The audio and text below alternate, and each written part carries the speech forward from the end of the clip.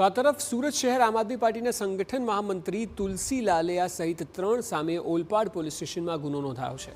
ફરિયાદી ગુલામ કાદર ઉર્ફે કાદર શેખે આ ફરિયાદ નોંધાવી છે, જેમાં આરોપ મુકાયો છે કે સુરત શહેર આમ આદમી પાર્ટીના મહામંત્રીએ અન્ય 2 લોકો સાથે મળીને ફરિયાદી પાસે 10 લાખની માંગણી કરી હતી અને જો 10 લાખ નહીં આપો તો બળાત્કારના કેસમાં ફસાવી દેવાની ધમકી આપી હતી।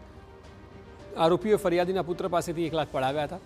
ફરિયાદીએ બાકીના 9 લાખ ન આપતા આરોપીઓએ સમાજમાં ફરિયાદીનું નામ ખરાબ થાય, પ્રતિષ્ઠાને હાનિ પહોંચે એવું પણ લખાણ કરીને ખોટો વિડીયો બનાવ્યો હતો।